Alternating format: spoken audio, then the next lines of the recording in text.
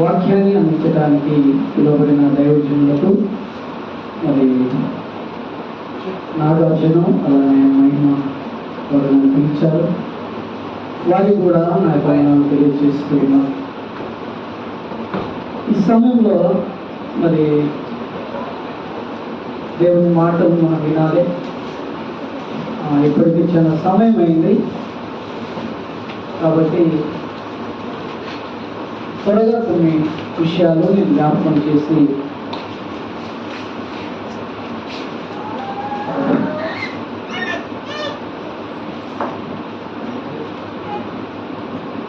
నాకు ఇచ్చిన సమయాన్ని నేను సద్వినియోగపరుచుకుంటాను. ఇక్కడ కూర్చున్న మన అందరం కూడా దేవుని వెంబడిస్తున్నాము, దేవునితో సహవాసం చేస్తున్నాము. దేవుని యొక్క ఈ సృష్టి క్రమము, ఈ సృష్టిలో మానవుని యొక్క పుస్తక విధానము, దేవుని యొక్క ప్రణాళిక, దేవుని యొక్క నిత్య సంకల్పం మనందరికీ తెలుసు. ఆయనకు ఆలోచన ఏంటంటే ఆయన బిడ్డలు ఈ లోకంలో ఫలించాలి, అభివృద్ధి చెందాలి, విస్తరించాలి అనేది ఆయన ఆలోచన.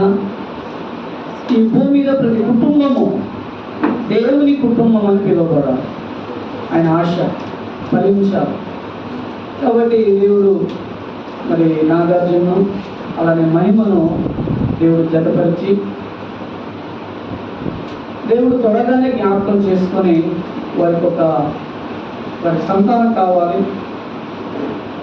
వివాహంలో చూస్తే వివాహం రోజున దైవజనులు ఈ మాటలు కూడా వాడతారు. పిల్ల పాపలతో చెప్పాలి, వేడుకుంటారు. పిల్ల పాపలతో చల్లగా ఎన్ని ఏళ్ళు, 100 ఏళ్ళు ఉండాలని వివాహానికి వచ్చిన వాళ్ళు. తాగిన ఆయన కూడా అదే అంటాడు, తాగనాయన కూడా అదే అంటాడు. అందరు అంటారు, వెళ్ళిపోతారు. మరి పిల్లలు ఇచ్చేది ఎవరు? దేవుడు. కాబట్టి ఈ సమయంలో నేను వాక్యం చెప్పడం లేదు, నాకు దైవజనులు ఇచ్చిన విషయాన్ని బట్టి బైబిల్లో ఉన్న విషయాలను ఒకసారి 2 మాటలు జ్ఞాపకం చేయాలని తెలియజేస్తున్నాను. కాలము చాలా విలువైంది, అది మనము కొనలేనిది. ఈ లోకంలో ఏదైనా కూలిపోతే ఏదైనా మనం కొంటాం. ఇల్లు పోగొట్టుకున్నాం, భూమి పోగొట్టుకున్నాం, బంగారం, వెండి, వజ్రాలు అన్నిట్లుడండి మనం ఆవిట్టుడండి. నేను ఇది చెప్తాను, మీరు అది చూస్తారు. వచ్చే వాళ్ళు వస్తుంటారు, పోయే వాళ్ళు ఎవరు పోరు. భోజనాలు ఉన్నాయి. దానికంటే ముఖ్యంగా నేను ఇందాక వచ్చిన టైం గమనించింది ఏంటంటే భోజనాలు ముఖ్యం కాదు, ఆరాటం ముఖ్యం కాదు. దైవజనులు రాబోతున్నారు, వారి ముఖ్యము, వారి వాక్యము ముఖ్యమైన, వారి మాటలు ముఖ్యమైనవి అనే విషయము నేను ఎవరిలో గమనించానంటే నాగార్జునులు గమనించింది. దాని కొరకే ఆయన ఆధారపడుతున్నాడు. ఇవన్నీ ఉక్కిదే అనుకున్నాను, వాస్తవమే. కాబట్టి ఈ లోకంలో మనకు పిల్లలు దేవుడు ఇస్తుంటాడు. ఆ పిల్లలు మనం వాళ్ళని పెంచుతుంటాం. అన్ని విషయాలు వారి వైపు మన శ్రద్ధను చూపిస్తాం. మన పిల్లలు ఉన్నతంగా ఉండాలి, చదువులోనూ అన్నింటిలో ఉన్నతంగా ఉండాలని ఆలోచన కలిగి ఏం చేస్తున్నామంటే మనం చాలా ప్రయాసపడుతుంటాం. డబ్బు కానీ సమయాన్ని కానీ చాలా వెచ్చిస్తుంటాం. కానీ ఇక్కడ విలువైనది ఏమిటంటే ఆత్మీయ జీవితాన్ని గురించి మన పిల్లలను శ్రద్ధలోకి తీసుకెళ్తాం. స్కూల్ నుంచి వచ్చిన తర్వాత మళ్ళీ స్పెషల్గా ట్యూషన్ చెప్తాం. తర్వాత 10th పాస్ అయిన తర్వాత ఏదో గ్రూప్ ఇచ్చిన తర్వాత మళ్ళీ స్పెషల్ క్లాసులు. మావాడు డాక్టర్ కావాలి, మావాడు ఇంజనీర్ కావాలి, మావాడు ఇంకేదో కావాలి. అంటే మొత్తం భూ సంబంధం ఆశీర్వాదాల కొరకే, భూ సంబంధమైన అభివృద్ధి కొరకే మన పిల్లలకు వారికి దాంట్లో వాళ్ళు నడిపిస్తుంటాం. కానీ దేవుడు మనకి ఎంతకాలం ఇస్తున్నాడు, దేవుడికి మనం ఎంత సమయం ఇస్తున్నాము అన్న విషయాన్ని మనం మర్చిపోతాం. అందుకనేమో ధర్మశాస్త్రంలో నువ్వు లేచేటప్పుడు, కూర్చునేటప్పుడు, పడుకునేటప్పుడు, త్రోవ నడిచేటప్పుడు ఏం చేయాలి? దేవుని గురించి చెప్పాలని రాయబడింది. కాబట్టి నాగార్జున మహిమ ఇచ్చిన కుమార్తెను చూసి సంతోషించడం కంటే సంవత్సరమైంది. సంవత్సరమైంది. ఈ సంవత్సరంలో దేవుని గురించి చెప్పిన విషయాలు ఎన్ని ఉన్నాయి, దేవునిలోనే ఆ అమ్మాయి పెంచడానికి ప్రయత్నం చేయాలి. ఈ లోకంలో ఆనోకు 360 సంవత్సరాలు బ్రతికి ఎవరితో నడిచాడు? దేవునితో నడిచాడు. మనము మన పిల్లలు కూడా దేవునితో నడవాలని దేవుని ఆశ, ఆయన సంకల్పం, ఆయన ప్రణాళిక. కాబట్టి ఈ లోకంలో మనం బ్రతికినంత కాలము ఉన్న సమయాన్ని బట్టి మనము బ్రతకడానికి ప్రయత్నం చేయాలి. అమ్మ వినండి, దావీదు దరిదాపు 40 సంవత్సరాలు రాజ్య పరిపాలన చేశాడు ఇశ్రాయేల్ వారి మీద, యూదా వారి మీద. కానీ ఆయన రాజు, ఆయన ధనవంతుడు, బలవంతుడు, అందగాడు, శూరుడు, ఆయన చాలా పేరు పెట్టచ్చు. కానీ ఆయన చేసిన పని ఏంటో తెలుసా? రోజుకి ఎన్నిసార్లు స్తుతించేవాడట దావీదు? ఎన్నిసార్లు రోజుకి? దినములకు దావీదు ఎన్నిసార్లు జ్ఞాపకం చేసుకున్న దేవుణ్ణి?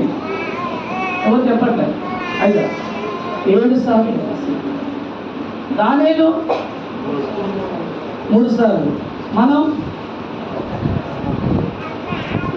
అదేనండి, దానియేలు పుట్టించింది ఎవరు? దావీదుని పుట్టించింది ఎవరు? మనం ఎంత తక్కువ తినాలి? మనం తక్కువనా? మనం వాళ్ళకంటే ఉన్నతంగా ఉండాలనే ఆశ దేవుడు కోరుకుంటున్నాడు. కాబట్టి ప్రభునందు ప్రియమైన దేవుని సంగమా, దేవుని బిడ్డలారా, ఈ సమయంలో మనం చేయవలసిన పని ఏంటంటే, దేవుడు మనకి ఇచ్చిన పిల్లలను ఆయన కొరకే మనం పెంచాలి. ఆయన మనకి ఇచ్చాడు బహుమానం. ఇచ్చిన బహుమానాన్ని ఆయన ఇష్టపడేటట్టు మనం పెంచాలి.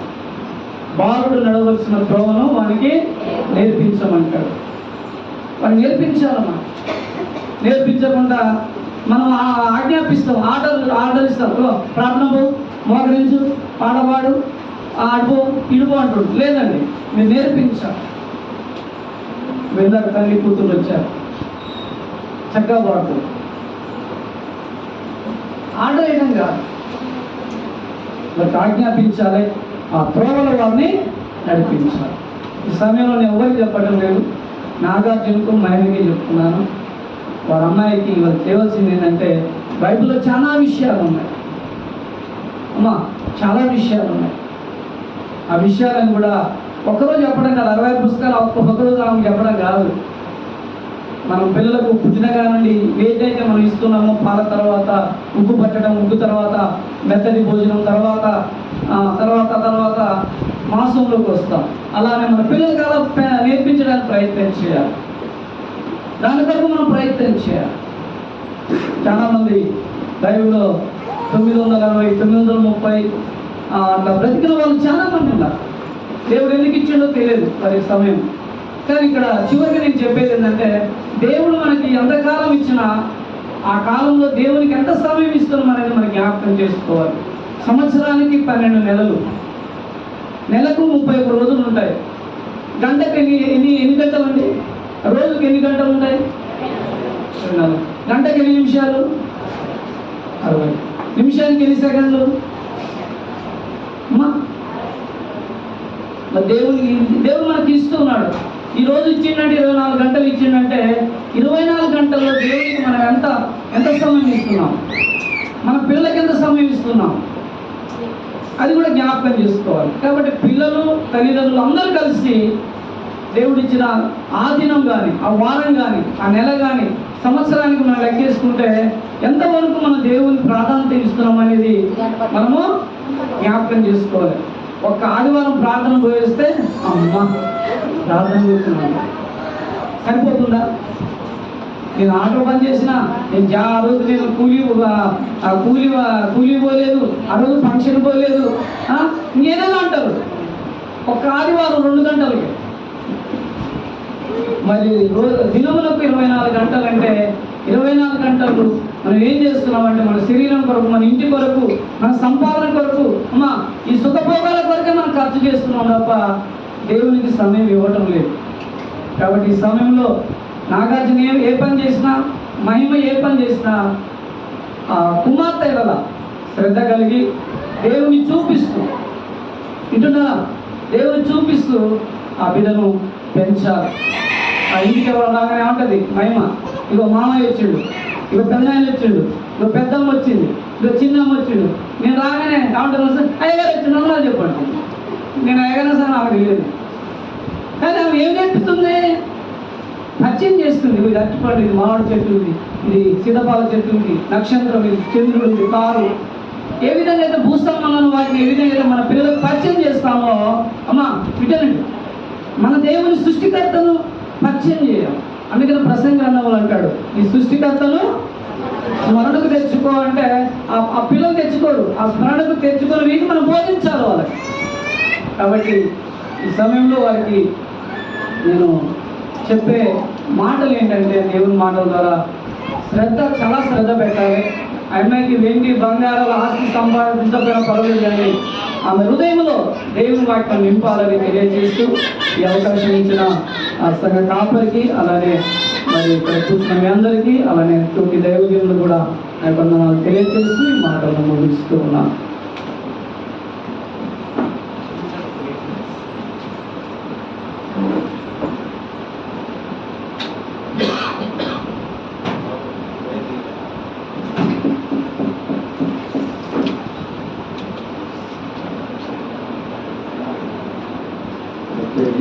మంచి మాటలు చెప్పినట్లుగా జరిగినట్టు ఒకరే గ్రామంలో పరిచయం చేస్తాను. జరిగినట్టు ప్రత్యేకమైన పట్టణాలు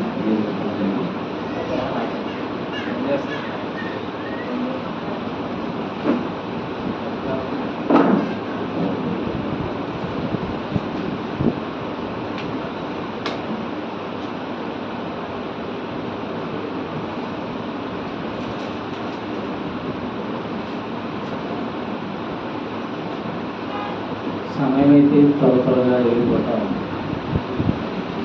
ఇక్కడ పాటలు పాడేవాళ్ళు చాలా మంది ఉన్నారు, వార్తలు చెప్పేవాళ్ళు కూడా చాలా మంది. అందరి సమయం ఏదైనా ఈ సందర్భంలో దేవుని యొక్క వాక్యం ముందు ఒక పల్లెలు వచ్చారండి పాట పాడుతుంది. అతను దేవుని యొక్క వాక్యాన్ని పండుగ ఒక పల్లెలు వచ్చారని కాలేదు.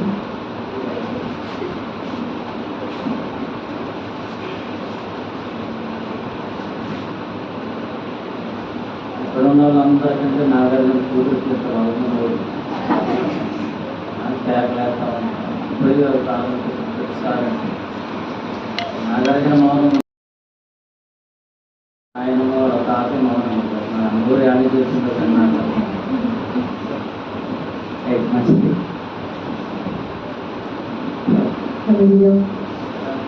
కొంచెం కనబడుతుంది.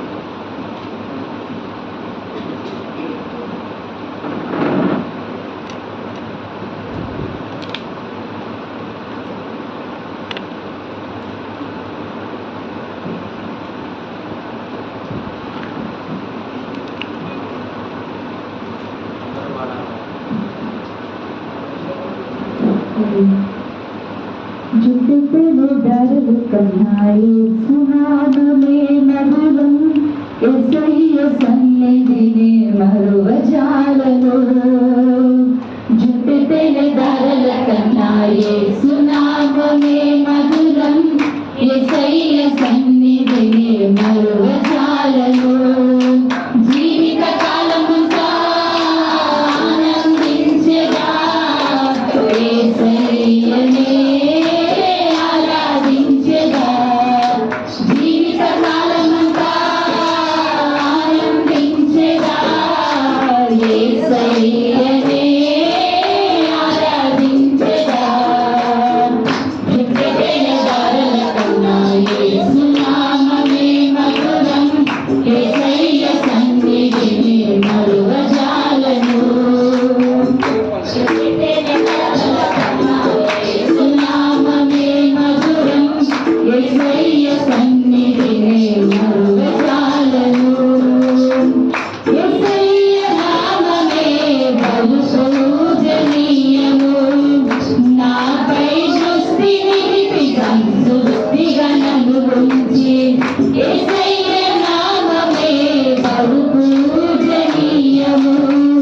నాపై దృష్టి నిలిపి సంతృప్తిగా నన్ను ఉంచి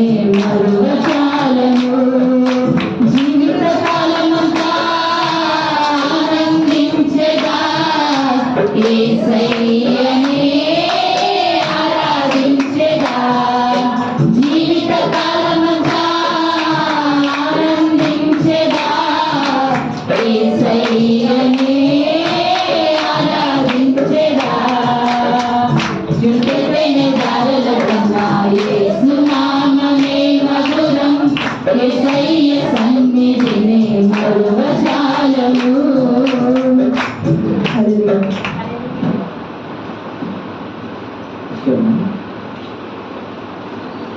దేవుని వాక్యంలో ఈ సందర్భంలో దేవుని యొక్క వాక్యాన్ని చదవడానికి ప్రత్యేకంగా ఆహ్వానించబడిన దేవుని రాష్ట్ర విజయరావు గారు మన మధ్య ఉన్నారు. దేవుని వాక్యాన్ని వారు తెలియజేస్తారు. శ్రద్ధగా మన వాక్యాన్ని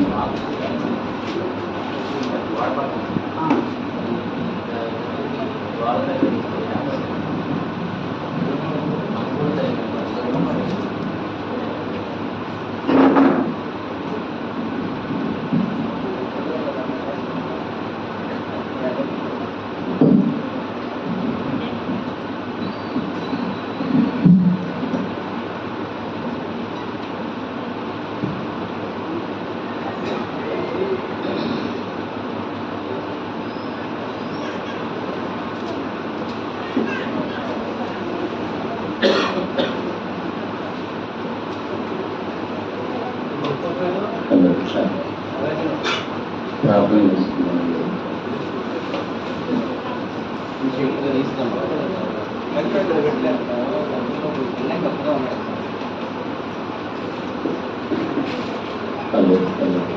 ప్రార్థన చేస్తున్నాను. అలా ఉంచండి, అలా ఉంచండి.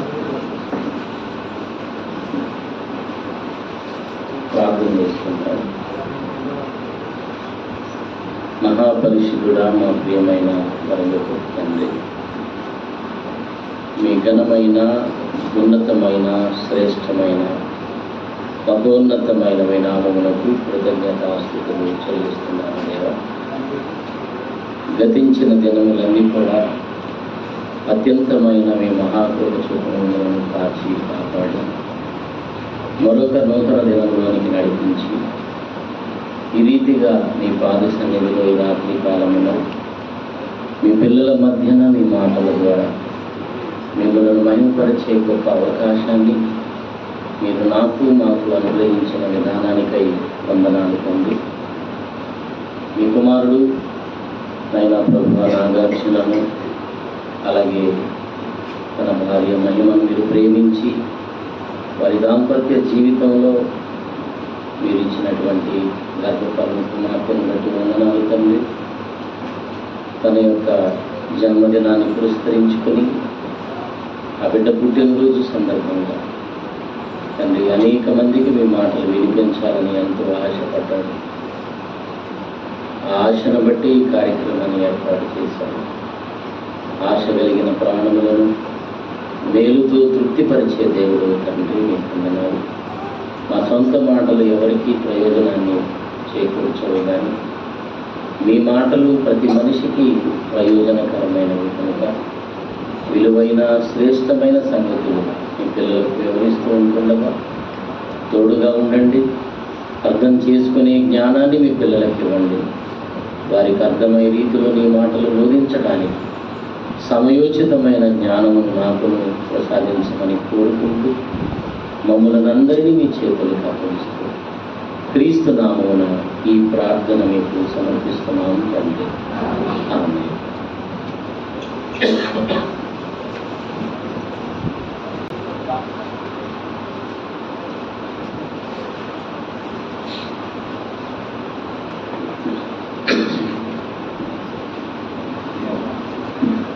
దేవుని మాటలు మీకు అందించడానికి దేవుని మాటలు మీకు అందించడానికి నాకు ఈ అవకాశం ఇచ్చిన మన తండ్రి అయిన దేవునికి తల ఉంచాను. మన తండ్రి అయిన దేవునికి యేసుక్రీస్తు వారి ద్వారా మొదటిగా కృతజ్ఞతాస్తుతులు చెల్లిస్తూ ఉన్నాను. అలాగే దేవుని మాటలు మీకు అందించడానికి మమ్మలను మీ మధ్యకు ఆహ్వానించిన దైవజనులు పెద్దలు బెంజమిన్ అన్నయ్య గారికి వారి ప్రత్యేకమైన వందనాలు.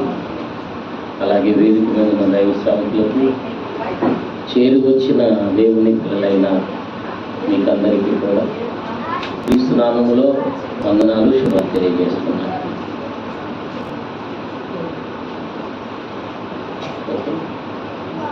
మంచిది ప్రియులారా, దేవుని యొక్క మాటలను మనం విన్నాం. దయతో ఎవరు కూడా మాట్లాడకండి, లేచి తిరగకండి, పక్కన వాళ్ళు కదిలించకండి, శ్రద్ధతో దేవుని మాట్లాడకండి. ఈరోజు సందర్భంగా మేమందరం ఈ స్థలం మరి పాప పేరు నాకు తెలియదు అమ్మా, వివేచన, మంచిది. నాగార్జునను మహిమను దేవుడు ప్రేమించి ఇచ్చిన గర్భఫలం కుమార్తె యొక్క పుట్టినరోజు సందర్భంగా ఈ కార్యక్రమాన్ని ఏర్పాటు చేశారు. మరి ఈరోజు ఈ సందర్భంగా ఒక మంచి సందేశాన్ని మనం ఆలోచన చేద్దాం. ఈ జన్మదినం సందర్భంగా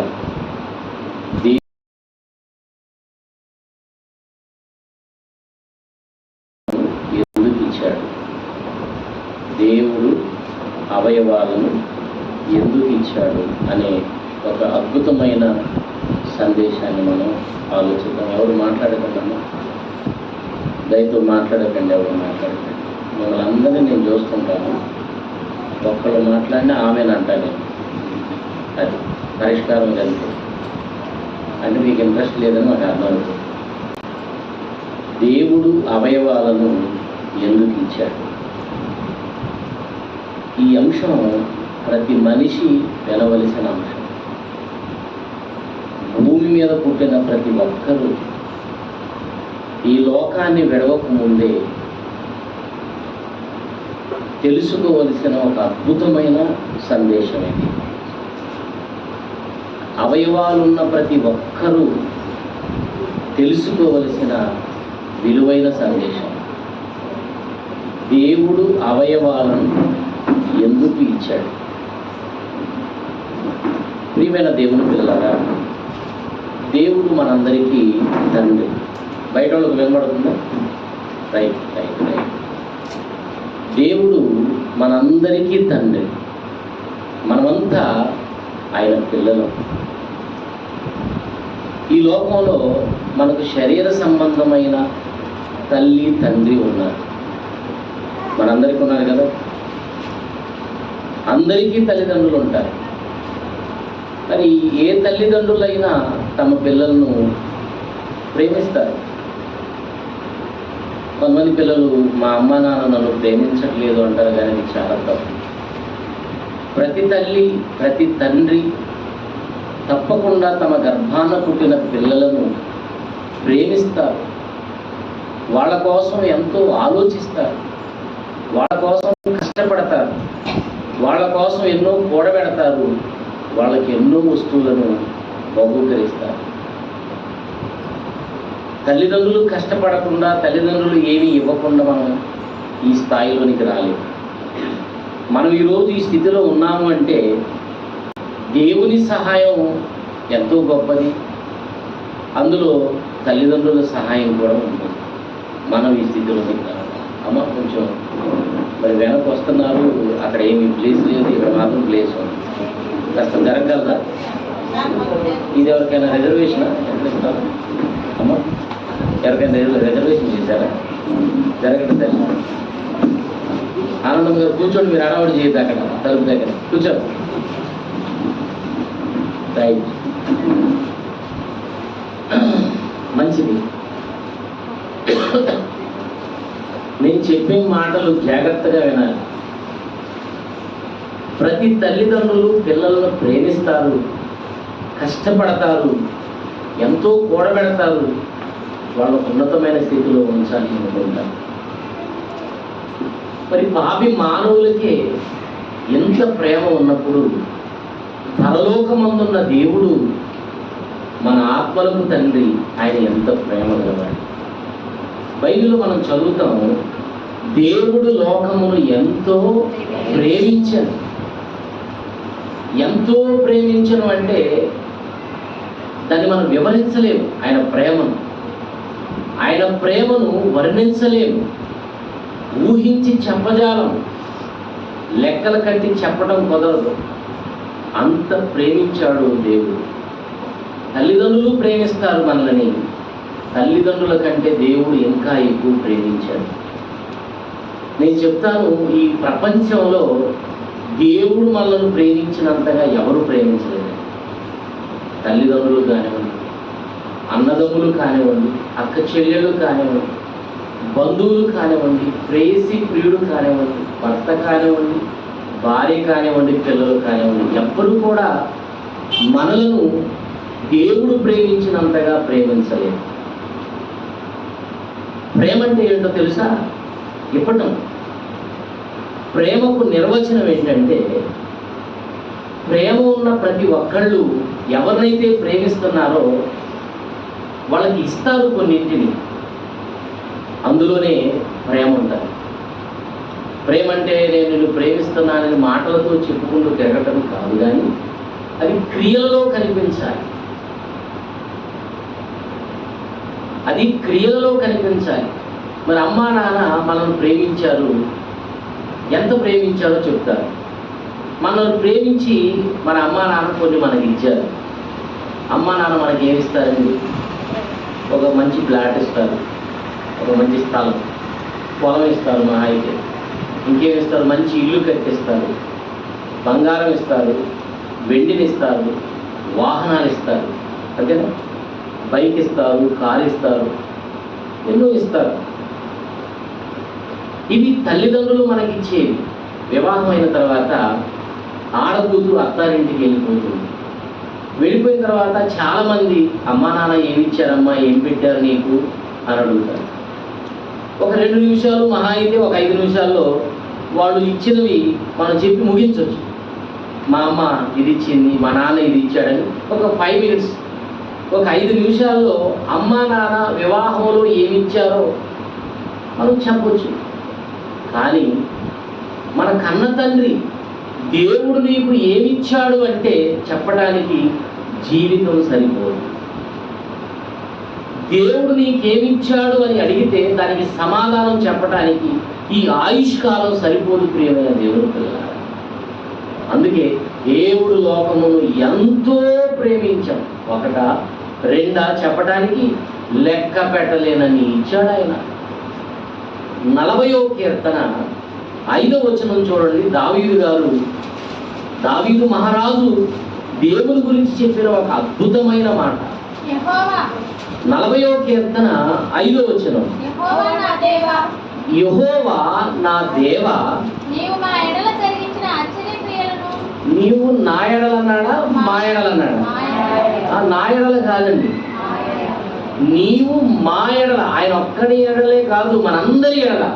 నీవు మా ఎడల జరిగించిన ఏ క్రియలవి? ఆయన చేశాడట మన కొరకు పనులు ఆశ్చర్యకరమైనవి. నీవు మా ఎడల జరిగించిన ఆశ్చర్య క్రియలు ఏటవి? ఈ సృష్టిలో ఉన్న వస్తువులన్నీ ఆయన చేసినవి. ఏంటి ఆయన చేసిన క్రియలు అంటే, ఈ సృష్టిలో మన కళ్ళ ముందు కనిపిస్తున్నాయే, ఇవన్నీ దేవుడు చేసిన క్రియలేనండి. నీవు మా ఎడల జరిగించిన ఆశ్చర్య క్రియలు అంటే ప్రతి వస్తువును నీవు ఆలోచిస్తే ఆశ్చర్యం కలగక మానదు. ఆయన క్రియలు ఏ క్రియలు? ఆశ్చర్య క్రియలు. నీవు మా ఎడల జరిగించిన ఆశ్చర్య క్రియలను, మా ఎడల నీకున్న తలంపులను బహు విస్తారములు, వాటిని వివరించి చెప్పేదనని నేను అనుకుంటున్నా, అవి లెక్కకు మించినవి. దేవుడు చేసినవట లెక్కకు మించినవి ఆయన క్రియలు. మరి మన తల్లిదండ్రులు మన కోసం ఏం చేసి ఏమిచ్చారంటే అవి లెక్కలు చెప్పొచ్చు, లెక్కలు కట్టి చెప్పొచ్చు.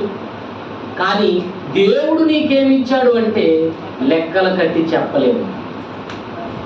లెక్కకు మించినవి, లెక్కకు మించినవి. దేవుని పిల్లలారా, దేవుడు లెక్కకు మించినవి ఇచ్చాడా? ఇచ్చాడా? ఇచ్చాడు. ఈ సృష్టినంతా చూడండి, ఎన్ని వస్తువులండి, ఎన్ని వస్తువులను దేవుడు ప్రకృతిలో పెట్టాడు. ఆడపిల్లలకి పూలు అంటే చాలా ఇష్టం. కొన్ని రకాలు చెప్పండి, ఒక 10 రకాలు చెప్తే మీకు అయిపోతుంది మీ పని. కానీ 10 రకాలే ఉన్నాయి ప్రకృతిలో. అసలు ఎన్ని పెట్టాడండి. మనం ఫ్రూట్స్ తింటాం ఆరోగ్యం కోసం. పండ్లు కొన్ని పేర్లు చెప్పండి అమ్మా, పండ్ల పేర్లు అంటే ఎన్ని చెప్తావు? మా అయితే 10, 15 చెప్తావు, 20 చెప్తావు. కానీ ప్రకృతిలో ఎన్ని పండ్లు ఉన్నాయి, ఎన్ని రకాల ఆహార ధాన్యాలు ఉన్నాయి. వడ్లలోనే ఎన్నో రకాల పేర్లండి వాటికి. అవన్నీ మనకు తెలియదు. 1, 2 సన్న బియ్యం, లావు బియ్యం మనకు తెలుసు, సన్నొడ్లు, లావు. కానీ అందులో ఉన్న పేర్లు వ్యాపారస్తులు చెబుతున్న పిచ్చెక్కిపోతుంది. మామిడి పండ్లలో ఎన్ని రకాలు, మన మామిడికాయ అంటాం, అందులో ఎన్ని రకాలు. ఏంటండి దేవుడు ఎన్ని ఆహార వస్తువులు మన కోసం పెట్టాడు. ఆకాశంలో ఎగిరే పక్షులు ఎన్ని రకాలు, భూమి మీద ఉన్న జంతువులు ఎన్ని రకాలు, సముద్రంలో జలచరములు అవన్నీ మన కోసమే ఎన్ని రకాలు.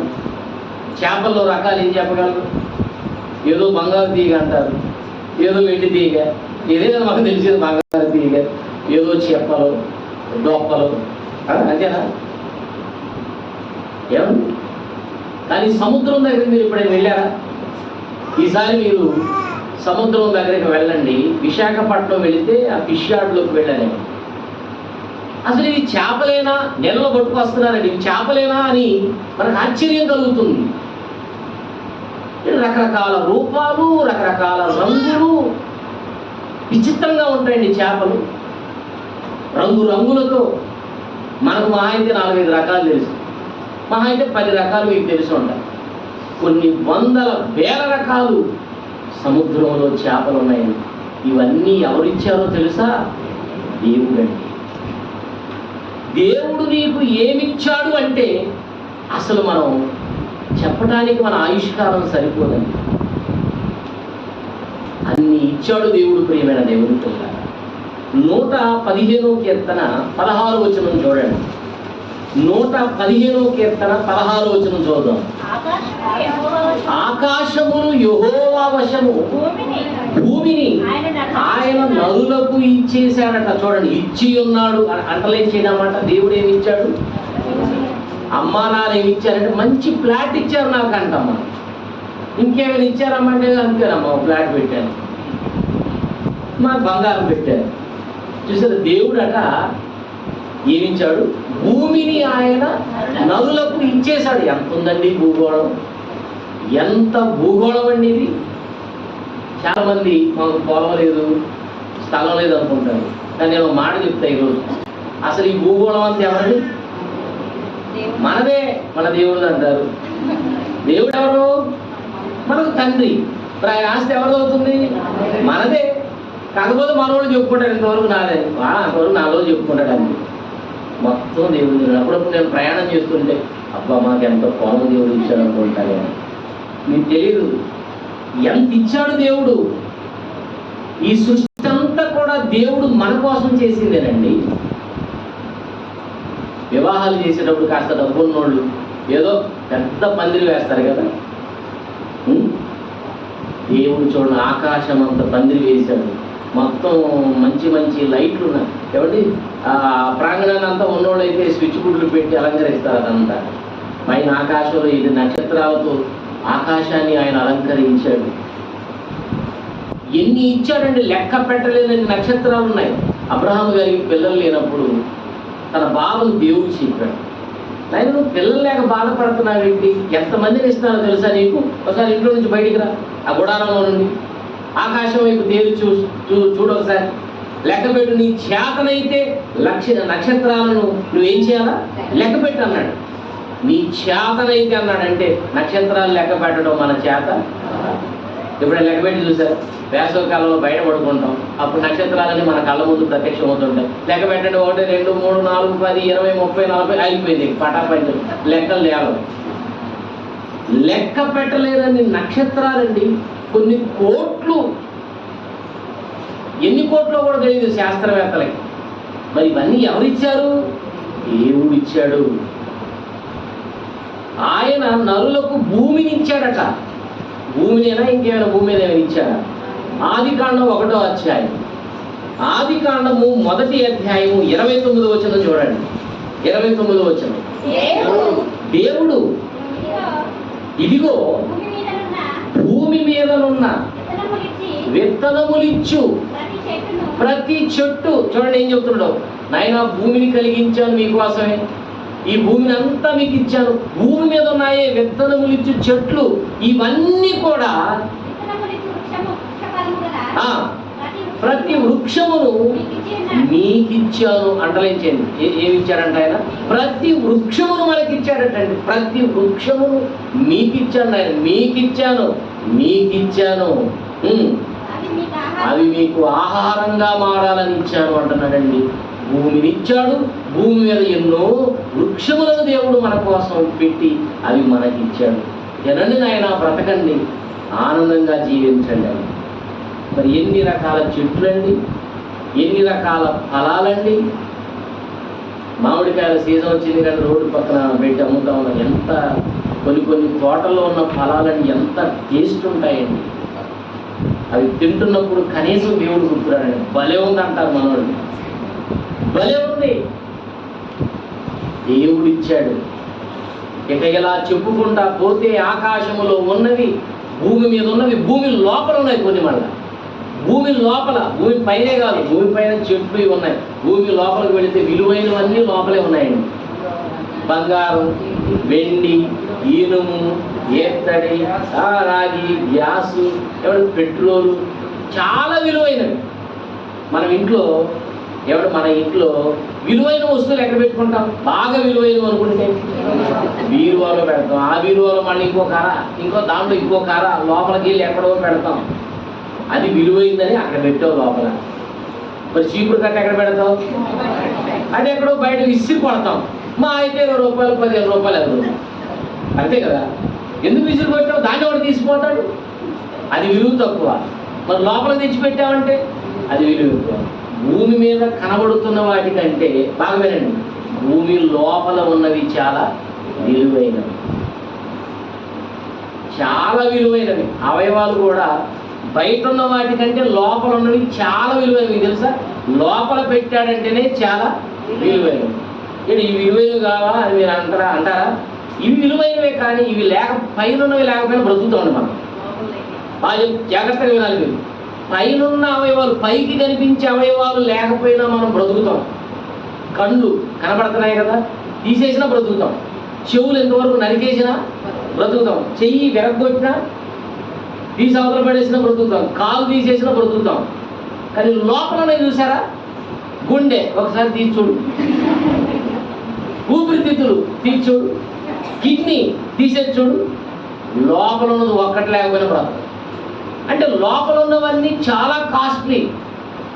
భూమి లోపల విలువైనవి పెట్టాడు, భూమి పైన ఉన్నవి కూడా విలువైనవే, కానీ లోపల ఉన్న వాటికంటే విలువైనవి కావు. బంగారం ఎంత విలువైన వస్తువులండి లోపల. ఇవన్నీ దేవుడు మన కోసం పెట్టాడు. దేవుడు మనకిచ్చాడు. పెట్టాడు అనడం కంటే మనకు ఇచ్చాడు. ఎన్ని ఇచ్చాడండి. వీటన్నిటితో పాటు మరి ఎవరు మన నాగార్జునకి మహిమకు గర్భఫలం ఇచ్చాడు. ఇక్కడ ఉన్న వాళ్ళందరికీ దాదాపు చాలా మందికి ఇచ్చాడు. గర్భఫలము దేవుడిచ్చు. ఆ మాట చూడండి ఎంత బాగుందో. 127వ కీర్తన 3వ వచనంలో, కుమారులు యెహోవా అనుగ్రహించు స్వాస్థ్యము, గర్భఫలము ఆయన ఇచ్చు బహుమానమే. ఏమిచ్చాడు? ముందు చదివా మనం. భూమిని ఇచ్చాడు. ఆకాశములు యెహోవా వశము, ఆయన నరులకు భూమిని ఇచ్చి ఉన్నాడు. ఆ రెండోది ఏం చూసాం? భూమి మీద ఉన్న ఆహారములన్నీ, ఈ వృక్షములు, ఈ ఫలాలన్నీ నేను మీకు ఇచ్చాను అన్నాడు. వాటితో పాటు ఈ ప్రకృతిలో ఏమి ఇచ్చాడు? ఏమండి? ఇంకా ఏమి ఇచ్చాడు మనకి? గర్భఫలము దేవుడిచ్చు. గర్భఫలాలు ఇచ్చాడండి. పిల్లలు లేకపోతే ఎంత బాధ అండి. ఆస్తులు లేకపోయినా పర్వాలేదు, పిల్లలు లేకపోతే ఎంత బాధ అంటే, పిల్లలు లేక చాలా మంది అవమానంతో తమ్ముడు చంపుకొని వాళ్ళు ఉన్నారు ప్రపంచంలో. తెలుసా మీకు? కోట్ల సంఖ్యలో భూమి పుట్టింది మొదలుకొని, మానవులు పుట్టింది మొదలుకొని నేటి వరకు పిల్లలు లేరన్న బాధతో తమ్ముడు తాము హతమార్చుకున్న వాళ్ళు లక్షల్లో కాదు కోట్ల సంఖ్యలో ఉన్నారండి. యాకోబు గారి భార్య, ప్రేమించి చేసుకున్న భార్య పేరేంటి? రాహేలు. రాహేలు యాకోబునకు పిల్లలు కనకపోవడం చూచి తన అక్కయందు అసూయపడి, నీవు నాకు గర్భఫలము నిమ్ము, లేకపోతే నేను చచ్చిపోతానని. ఆదికాండం 30వ అధ్యాయం మొదటి వచనంలో ఉంటుంది అన్నమాట. నీవు నాకు గర్భఫలము నీవు చదువుతారు ఒకసారి చదవడం. 30వ అధ్యాయము ఆదికాండము మొదటి వచనం. రాహేలు తాను యాకోబునకు పిల్లలు కనకపోవుట చూచి తన అక్కయందు అసూయపడి యాకోబు దగ్గరకు వచ్చి యాకోబుతో, ఏంటి ఆయన ఎత్తాడా చెట్టు కాయలను కోసుకొని తీసుకొచ్చి ఇవ్వడానికి? జ్ఞానం లేకుండా మాట్లాడుతుంది చూడండి. నాకు గర్భఫలము నిమ్ము, లేని ఎడల నేను చచ్చిపోతా అంటుందండి. చచ్చిపోతే 1 డజన్ మంది కొడతారా? చెప్పండి. పిల్లలు లేదని చచ్చిపోతే 1 డజన్ మంది కొడతారా? బ్రతికుండి దేవుడి దగ్గర అడిగి సాధించుకోవాలా. ఆ తర్వాత ఆయన జ్ఞానవంతుడు కాబట్టి ఎలా బుద్ధి చెప్పాడో చూడండి. యాకోబు కోపము రాహేలు మీద రగులు కొనగా అతడు ఏమన్నాడు చూడండి. నేను నీకు గర్భఫలము నీయకపోయిన దేవునికి ప్రతిగా ఉన్నానంటే నేనేమైనా దేవుణ్ణా అన్నాడు. ఆ మాటకు అర్థం అదే.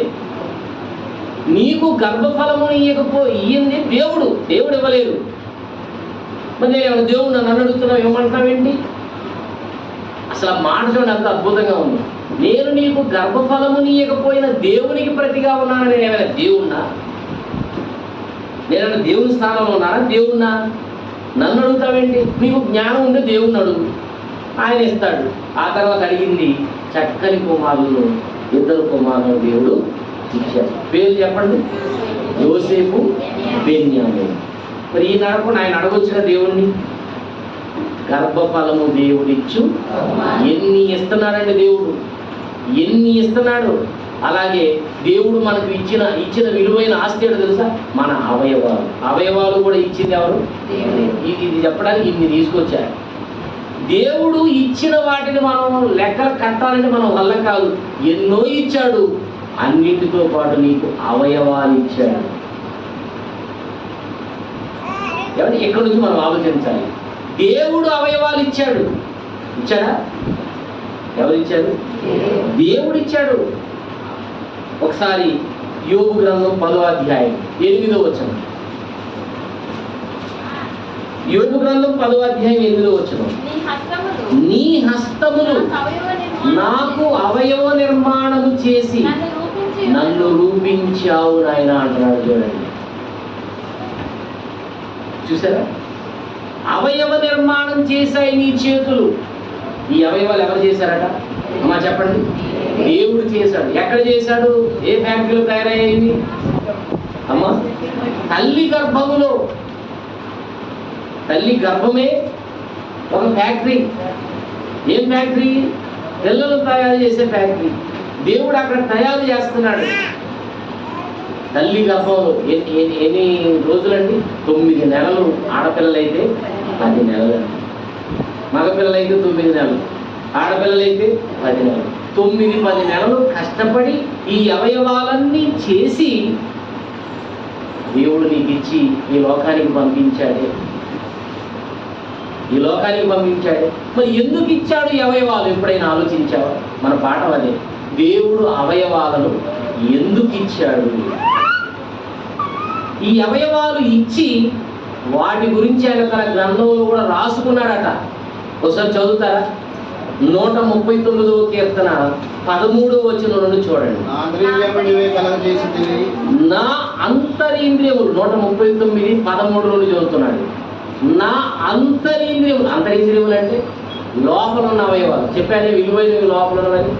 అంతరింద్రియములు అంటే లోపల ఉన్నవి. నా అంతరింద్రియములను నీవే కలుగజేసితివి. ఎవరు కలుగ చేశారమ్మా? దేవుడు కలుగ చేశాడట అవయవాలన్నీ. నా అంతరింద్రియములు అంటే లోపల ఉన్న అవయవాలన్నీ, బయట ఉన్నవి లోపల ఉన్నవి అన్ని నీవే కలుగజేశావు.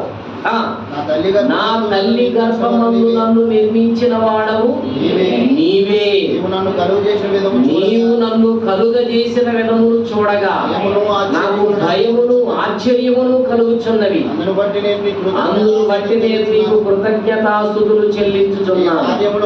నీ కార్యములు ఆశ్చర్యములు ఆ సంగతి నాకు బాగుగా తెలిసి ఉన్నవి. 16వ వచనానికి పోతాం. నేను పిండమునై ఉండగా నీ కన్నులు నన్ను చూశాయి. నియమింపబడిన దినములలో ఒకటైనను కాకమునుపే నా దినములన్నీ నీ గ్రంథంలో. అక్కడ ఒక అంకె వేసిందో చూడండి. అక్కడ నా దినములన్నీ నీ గ్రంథములో లిఖితములాయన అన్న చోట అంకె వేసింది. ఎంతో చెప్పాలి? ఎంత ఉంది? 1. అవునా? ఫుట్నోట్లో అర్థం చూడండి. చదువు అయిపోయిందా? ఒక్క మాట కాదు, పొడవగా చదవాలి. ఒకటైనను కాక మునిపే నా అవయవములు దినదినము నిరూపింపబడుతుండగా అవన్నీ నీ గ్రంథములో. అది అవయవాలన్నీ రాసుకున్నాడంట.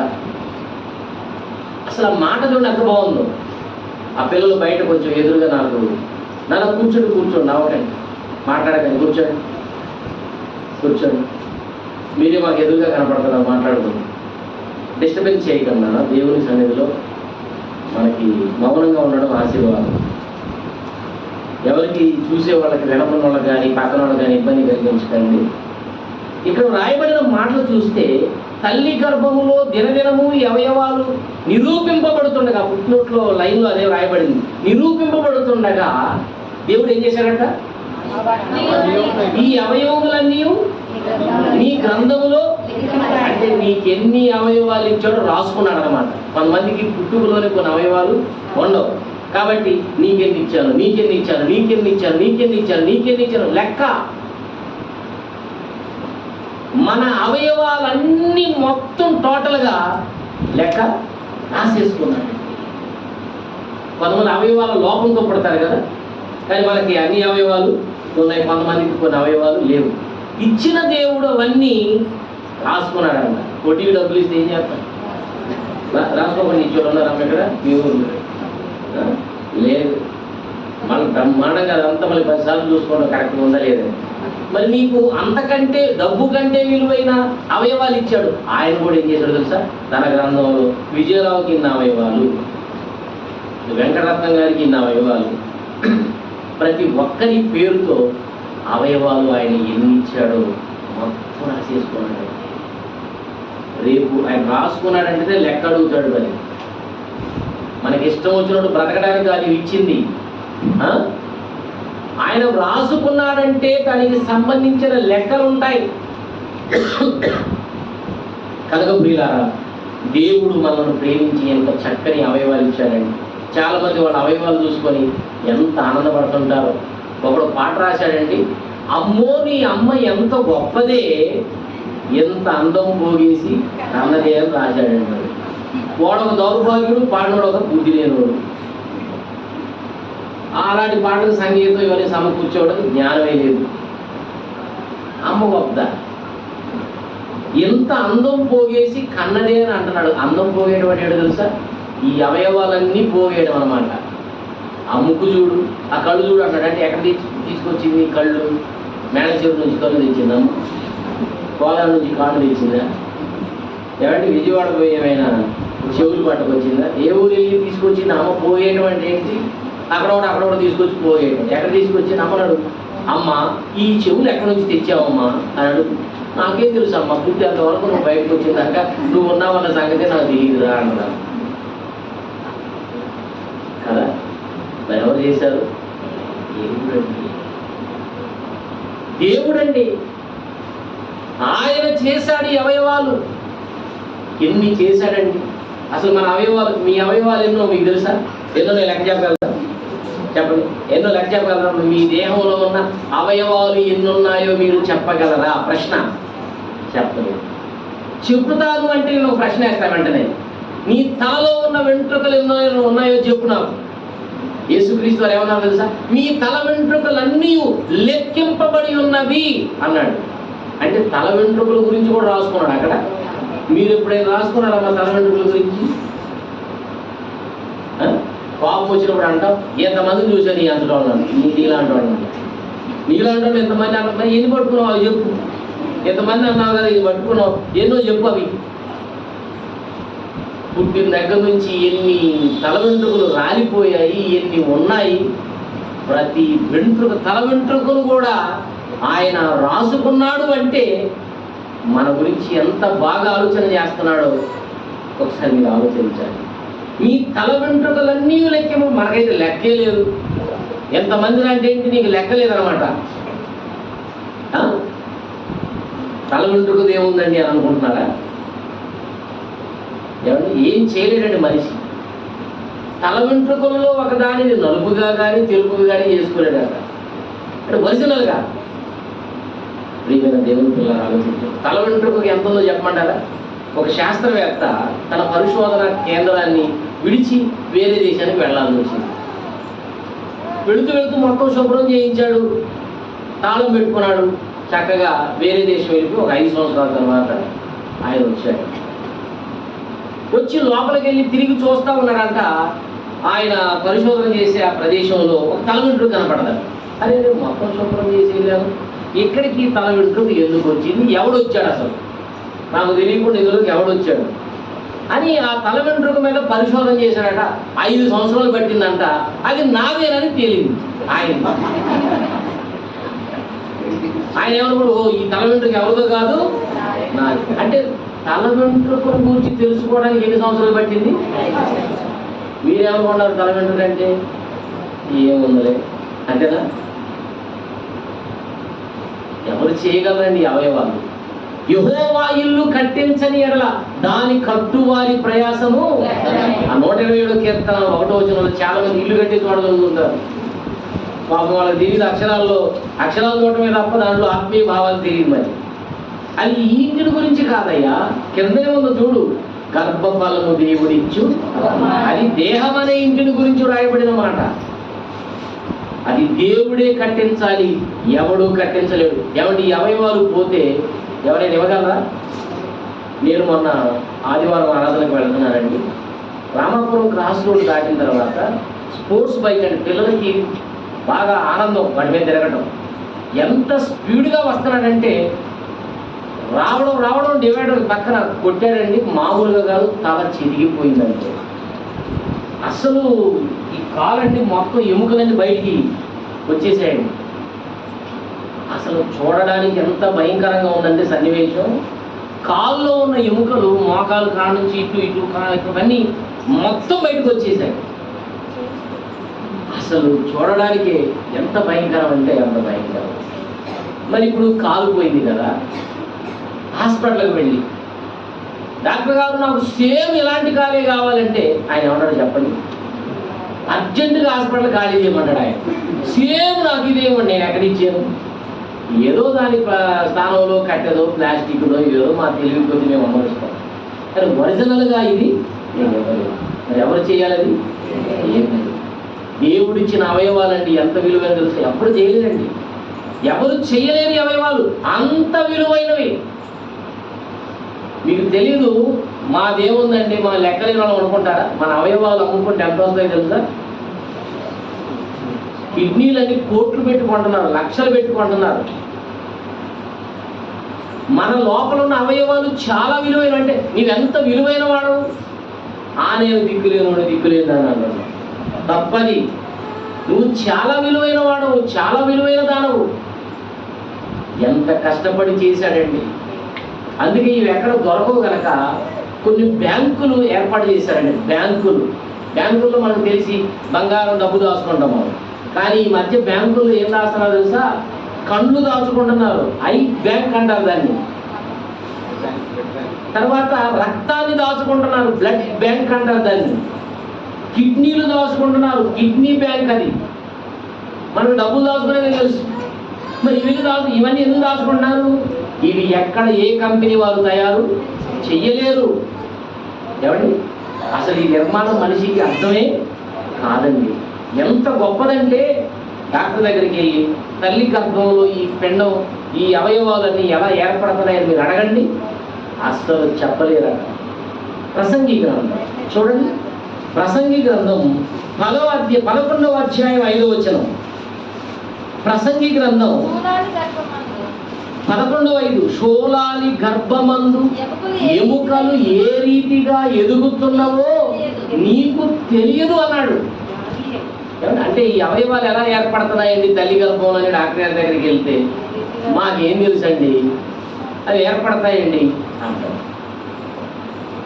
షోలాలి గర్భమందు ఎముకలు ఏ రీతిగా ఎదుగుతున్నావో నీకు తెలియదు అన్నాడండి. నీకు తెలియదో అంటే అంత గొప్ప నిర్మాణం అయింది, అంత గొప్ప నిర్మాణం. ప్రపంచ వింతలు అని చెప్పుకున్నారు కదా కొన్నింటిని. వింత అంటే ఏంటి? చాలా గొప్పది కదా. ప్రపంచ వింతలు ఎన్ని అంటారు? 7. ఇప్పుడు ఈ మధ్య ఏదో పాత 7 కొత్త 7 అంటున్నారు. ఇక ఎన్నైనా చెప్తారు, కానీ అసలు అది వింతలే కావండి. వింత ఏది? అసలు వింతని దేన్ని అనాలి అంటే దేవుడు దేన్ని వింత అంటాడో దాన్నే మనం వింత అనాలి. క్రైస్తవులమైన మనం లోక సంబంధులు మాట్లాడినట్టు మాట్లాడటం కాదు. తాజ్మహల్ ఎవరు ప్రపంచ వింతల్లో ఒక వింత ఏంటి? తాజ్మహల్. నేను అడుగుతాను మిమ్మల్ని, తాజ్మహల్ ఎవరు కట్టలేరు ఇప్పుడు? ఇప్పుడు ఇంకా టెక్నాలజీ ఇంకా డెవలప్ అయింది, దానికి ఇంకా గొప్పదాన్ని కట్టగలుగుతాడు మనిషి దానికంటే. ఆ రోజుల్లోనే కట్టిన వాళ్ళ అవయవాలు లేకుండా చేశాడంట ఎవరైనా, షాజహాన్ గారు. ఎలాంటిది మళ్ళీ ఎక్కడైనా కడతారేమో అని చూసారా? అంటే ఆయనకు వచ్చిన ఆలోచన ఏంటంటే ఇది మరొకడు మళ్ళా కట్టగలడు మరో చోట, దీన్ని మరలా కట్టగలుగుతారు. కానీ కట్టలేని ఒక నిర్మాణం ఏదో తెలుసా? మానవ దేహం. అది యెహోవాయే కట్టాలి. యెహోవా కట్టించకపోతే, ఒకవేళ మనిషితో కట్టించాలని ఎవరు కట్టించాలి? యెహోవాయే కట్టించాలి.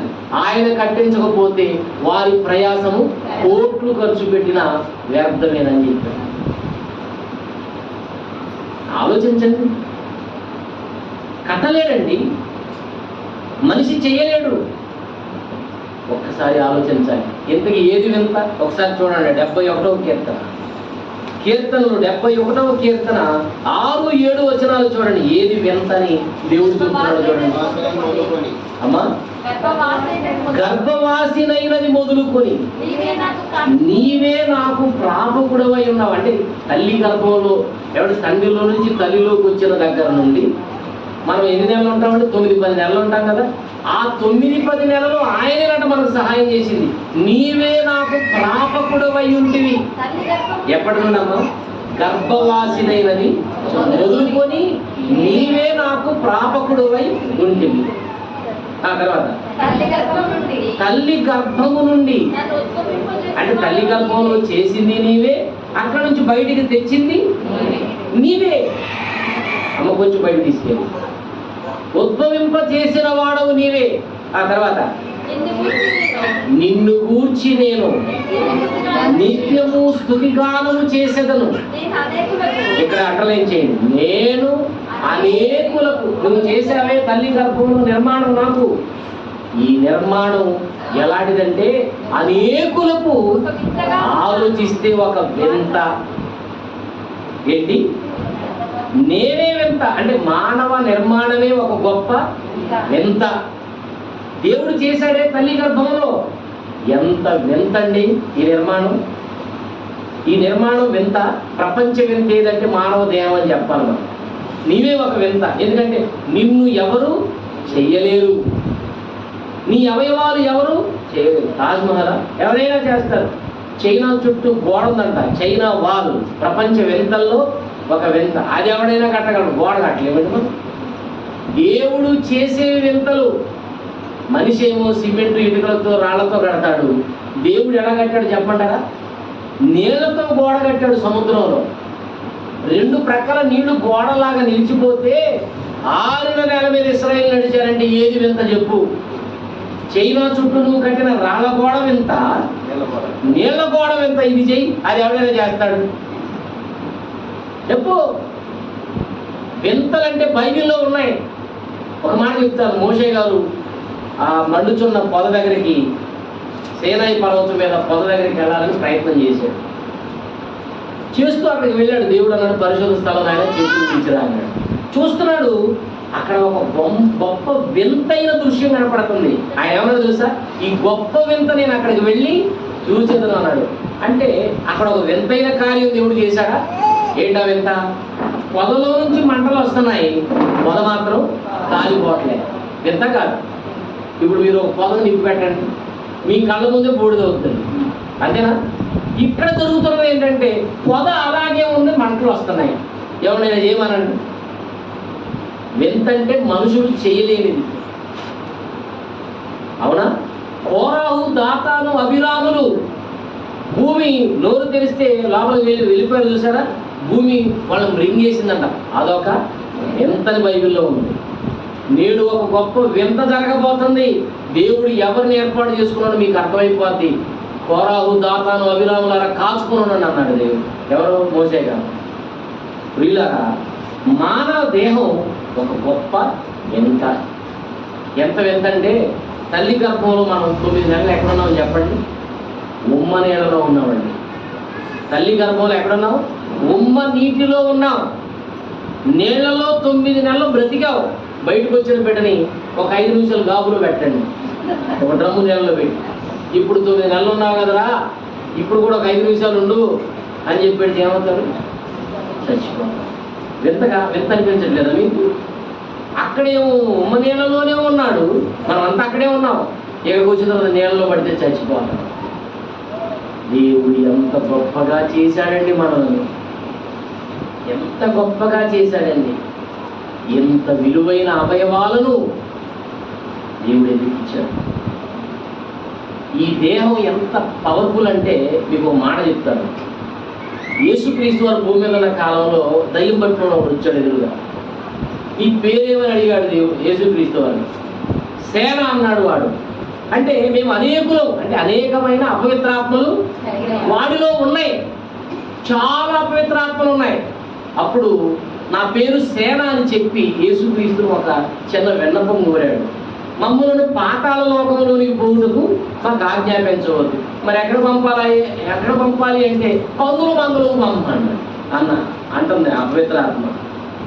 మమ్ములను పందుల మందలు, అక్కడ కొండ దగ్గరలో పందుల మంద ఉందంటారు. సుమారుగా 2000 పందులు.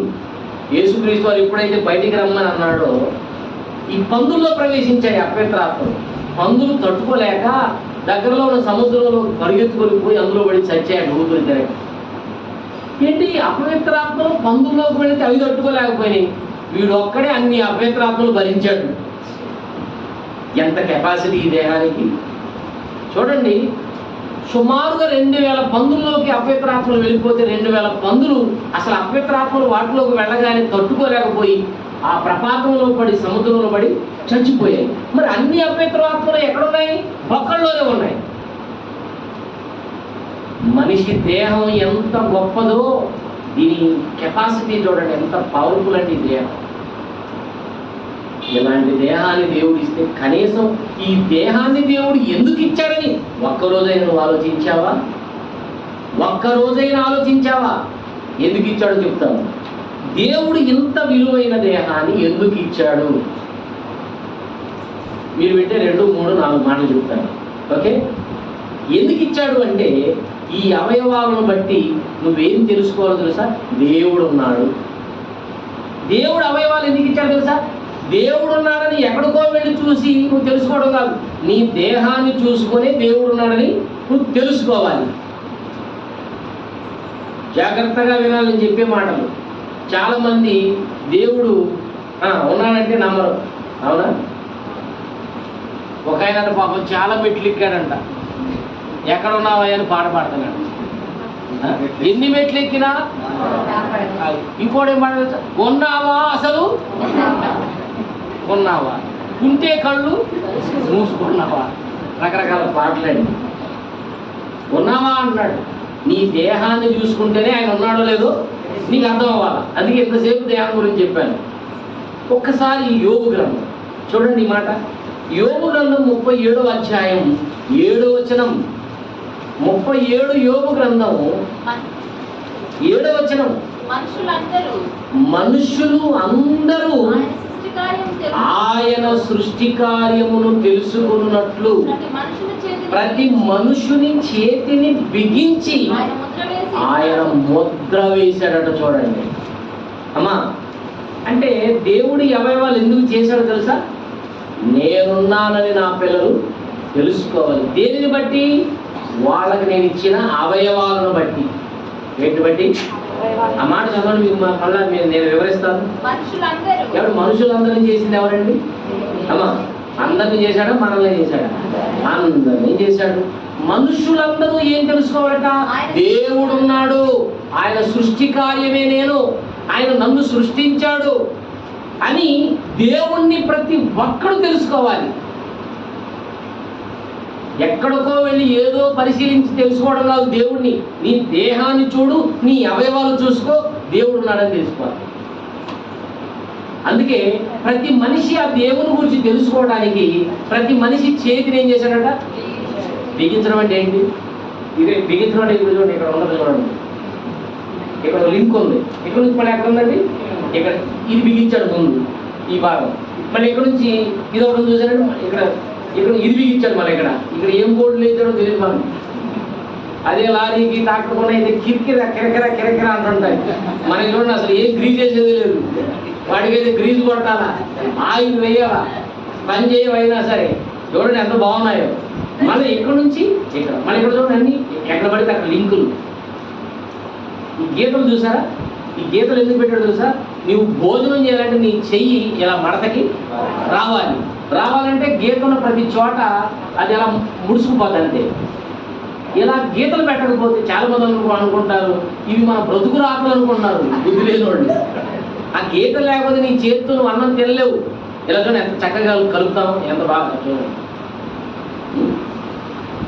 ఇది లేదనుకోండి, ఇలా రాదనుకోండి, కాఫీ తీసుకొని మాలు కొట్టుకున్నట్టు కొట్టుకోవాలి. మన ఎక్కడ పడుతుందో ఇది భోజనం. ఇంకేముంది, తిరగకపోతే ఎక్కడ కొట్టుకోవడమే కాదు. అది వెనకబడి పోతుందో ఎక్కడ పడి పోతుందో తెలియదు.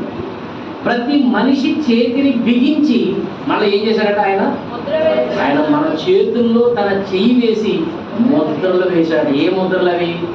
నీ చేతిలో ఉన్నాయి చూసుకో. వేలి. ప్రపంచంలో ఎప్పటికీ ఉన్నది ఈ ముద్ర.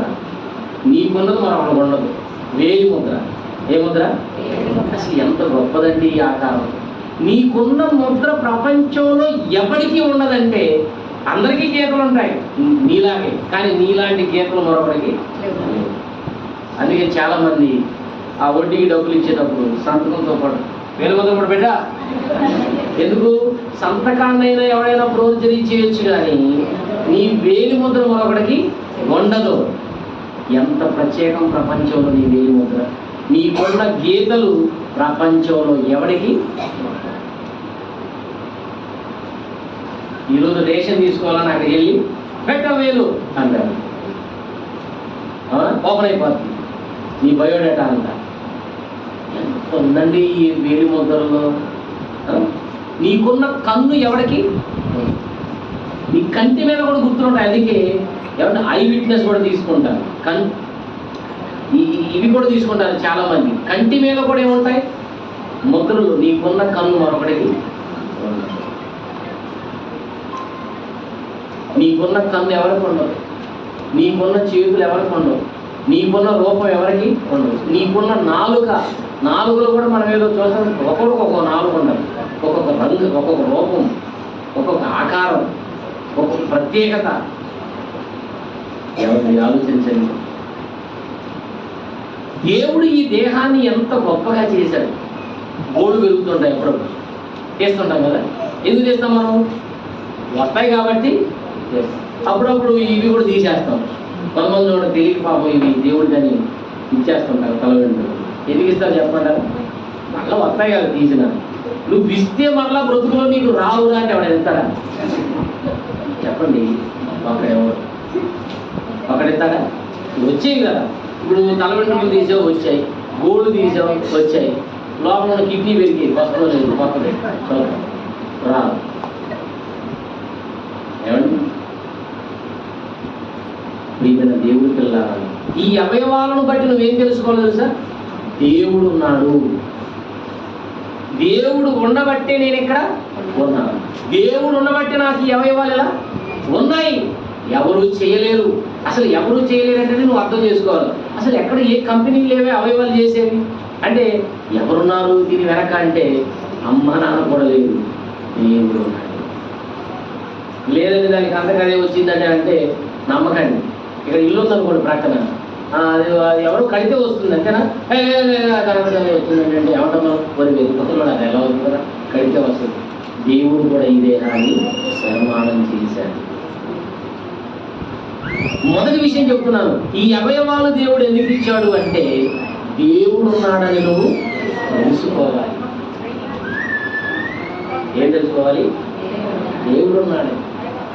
రెండో విషయం చెప్తాను, దేవుడు ఉండడమే కాదు నీలాగే ఆయన కూడా అవయవాలు ఉన్నాయని తెలుసుకోవాలి. ఈ దేహాన్ని, ఈ దేహాన్ని చూసిన నీవు నీకెలాగైతే అవయవాలు ఉన్నాయో ఆయనకు కూడా అవయవాలు ఉన్నాయని తెలుసుకోవాలి. అవయవాలు అంటే ఇలానే ఉంటాయి సేమ్ అని అనుకోకండి. అవయవాలు అయితే ఆయనకి ఉన్నాయని బైబిల్లో ఉంటాయి. ఒకసారి చూస్తారా? కీర్తనల గ్రంథం 94వ కీర్తన 8-9 వచనాలు చూడండి.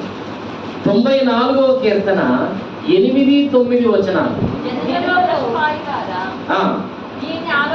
దీన్ని మీరు ఆలోచించండి. బుద్ధిహీనులారా, మీరు ఎప్పుడు బుద్ధిమంతులు అవుతారు?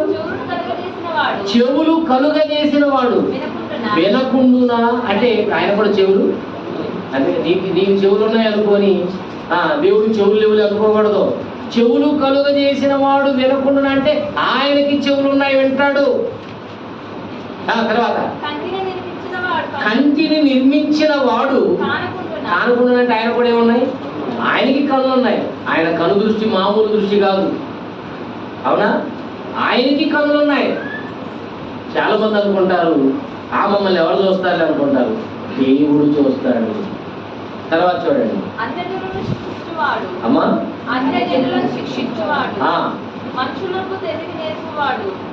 చూసారా ఇక్కడ వ్రాయబడిన మాటలు మనం చూస్తే దేవుడు దండిస్తాడు, కనులు ఇచ్చిన దేవుడు చూస్తున్నాడు, చెవులు ఇచ్చిన దేవుడు వింటున్నాడు. మనం బైబిల్లో చూసాం, ప్రతి మనిషి చేతిని ఆయన ఏం చేశాడు? బిగించాడు. ఆయన మన చేతుల్లో ఆయన చేతులు వేసి బిగించాడు. ఇది ఏంటంటే విచిత్రం. బైబిల్లో 119వ కీర్తన 73వ వచనం చూడండి. 119వ కీర్తన 73వ వచనం. నీ చేతులు అంటే దేవుడికి ఏమున్నాయమ్మా చెప్పండి? దేవుడికి ఏమున్నాయి? చేతులు ఉన్నాయంట. అంటే నీ అవయవాలు చూసుకొని నువ్వేం చేయాలి తెలుసా? నాలాగే దేవుడు కూడా అవయవాలు ఉన్నాయి. నాలాగే అవయవాలు ఉన్నాయి, కాకపోతే నీ సైజులోనే ఉంటాయి అనుకో. ఆకాశము నా సింహాసనము, భూమి నా పాదపీఠం అన్నాడు. పాదాల పీఠం కూడా కాదట. ఆకాశం మీద కూర్చొని కాలు మీద కాలు వేసుకుంటే ఒక కాలు ఎక్కడికి వచ్చింది? భూమికి సరిపోయింది. భూమికి సరిపోయింది ఒక పాదం.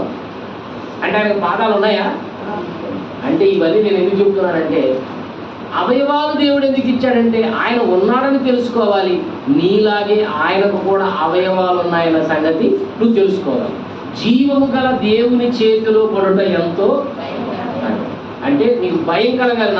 నాలాగే దేవుడు కూడా చేతులు ఎప్పుడప్పుడు అంటున్నాం మనం, విసిగేస్తా, నరికేస్తా, చంపేస్తా, ఎంతో నీ చెయ్యి.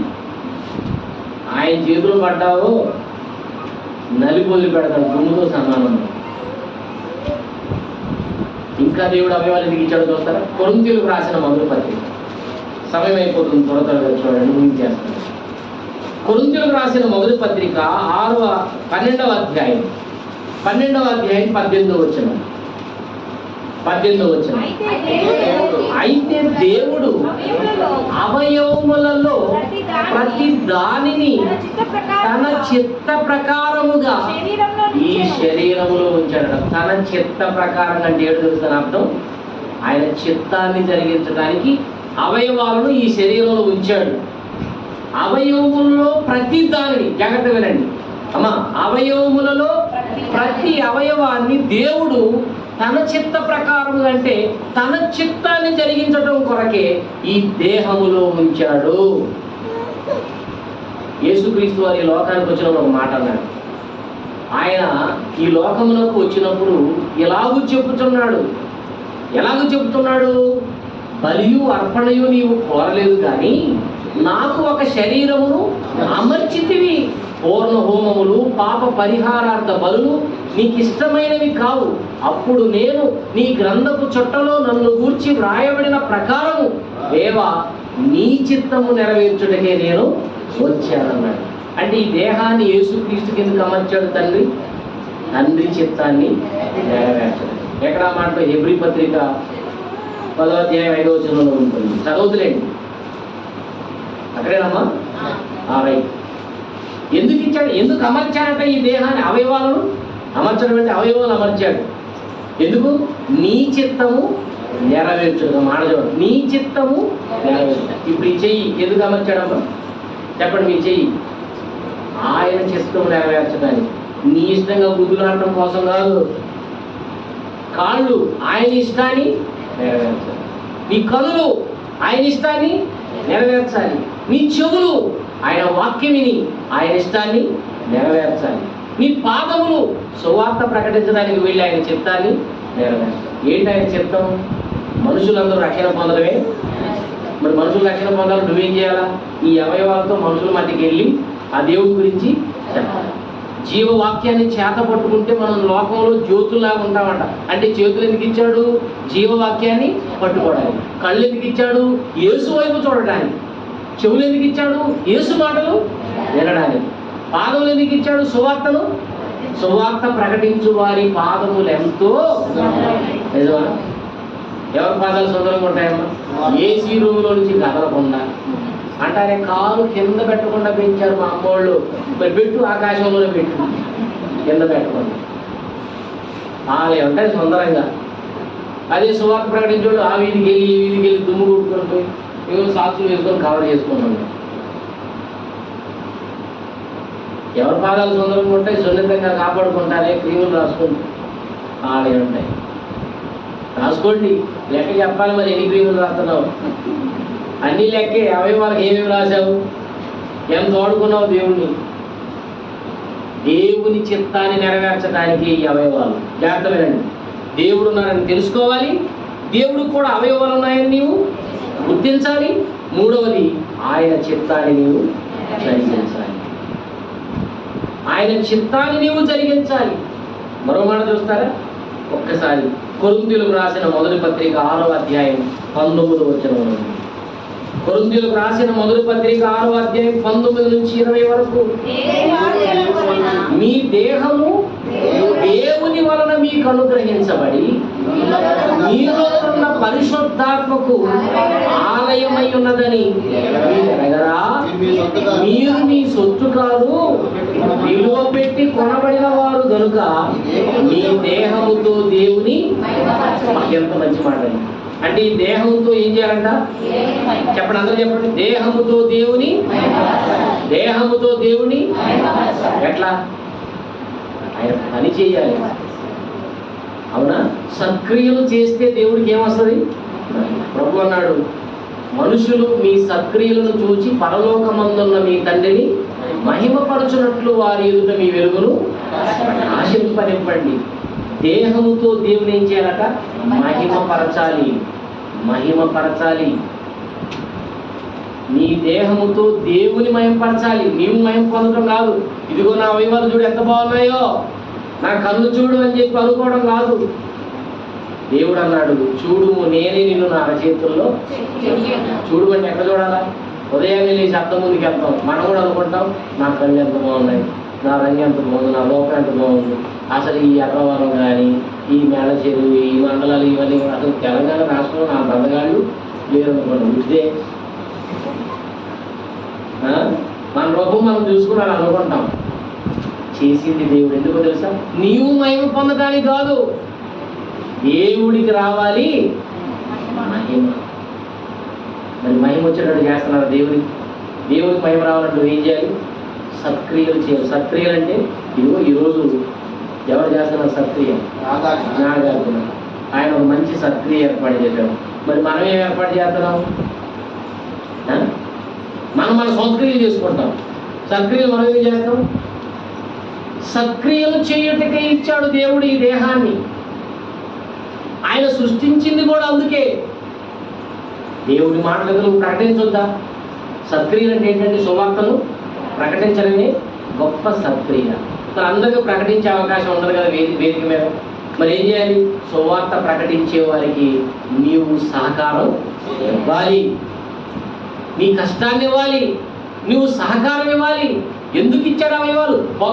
ఎవరు ఉదయం నుండి ఆ వృద్ధంతా అయిపోయిన రోజు సాయంత్రం వరకు కూడా ఇష్టం వచ్చినట్టుగా దీన్ని ఖర్చు చేస్తున్నావే, ఎవరిది? దేవుడిచ్చిన దేహాన్ని వాడుకొని బ్యాంకులో వేసుకుంటావా? వడ్డీలకి ఇస్తావా? దాచుకుంటావా? మరి దేవుడిచ్చాడే ఈ దేహాన్ని, ఆయనకు మహిమ రావద్దా? చెప్పండి. ఆయనకు మహిమ వచ్చే కార్యక్రమాలు చేయాలి. మీకు ఇది అర్థమైతే మీ దేహంతో కష్టపడే దాన్ని దేవుని కోసం కూడబెట్టి, ఏమండి ఇంకో మీటింగ్ పెట్టండి, మా ఇంట్లో కార్యక్రమం ఉంది, పెట్టండి, అంతైనా పర్వాలేదు. అది దేవునికి మహిమ వచ్చే పని. అంటే మీ దేహముతో దేవుని విలువ పెట్టి కొనుక్కున్నాడంట. ఎందుకో ఆయన ఉపయోగపడతామని కొనుక్కున్నాడు. సెల్ ఫోన్ ఎందుకు కొనుక్కున్నామమ్మా చెప్పు? అటు నుంచి పలక అది ఏం వినపట్టలేదు అనుకోండి, ఎట్లా ఉంటుంది? ఫోన్ వచ్చింది, ఏం వినపట్టలేదు, తీసి నేలకేసి మనం కూడా దేవుడికి ఉపయోగపడకపోతే అదే చేస్తాడు ఆయన. దేవుని మహిమపరచాలి. ఏం చేయాలి? దేవుని మహిమపరచాలంటే మంచి పనులు. రోమాపత్రిక 6:13 చదవండి. 2 మాటలు ముగించేస్తాను. రోమా 6:13 మీరు చూస్తే అవయవాల గురించి మాట్లాడుతున్నాడు చూడండి. మరియు మీ అవయవములను దుర్నీతి సాధనములుగా పాపమునకు అప్పగింపకండి, అయితే మృతులలో నుండి సజీవులమనుకొని మిమ్మును మీరే దేవునికి అప్పగించుకొనుడి. మీ అవయవములను అట్లయితేనమాట, మీ అవయవములను, మన పాటలు అదే కదండి, దేవుడు అవయవాలు ఎదిగిచ్చాడు. చెప్తున్నాడు చూడండి, మీ అవయవములను నీతి సాధనములుగా దేవునికి అప్పగించండి. అమ్మా, ఏ సాధనాలు? నీతి సాధనాలు అంటే ఏంటి? నీతి అంటే ఏంటో తెలుసా? నీతి అంటే వాక్యం. నీతి అంటే అబ్రహాము దేవుని నమ్మెను, అది అతనికి ఏమి నమ్మాడు? దేవుడు చెప్పిన మాట నమ్మాడు. అది మాటల్లోనే ఉంది నీతి. నీతి కలిగిన మాటలు ఇవి. కనుక నీతికి సాధనాలంటే ఇప్పుడు చెప్పండి మీరు. నీతికి సాధనాలంటే ఈ కళ్ళు వాక్యాన్ని చూడాలి, అంతేనా? ఈ చెవులు వాక్యాన్ని వినాలా, ఈ చేతులు ఎప్పుడు చూసినా కొంతమంది చూడండి ఇళ్లలో ఉదయాన్నే లేవని బయట పడుకుంటారు. నిజంగా దేవుడు చూసండి పొంగిపోతాడండి. నా బిడ్డకు నేను చేతులు ఇస్తే చూసి ఎంత చక్కగా పట్టుకున్నాడు. కొంతమంది ఇక్కడ బైబిల్ పట్టుకున్నాడు, బైబిల్ పట్టుకున్నాడు.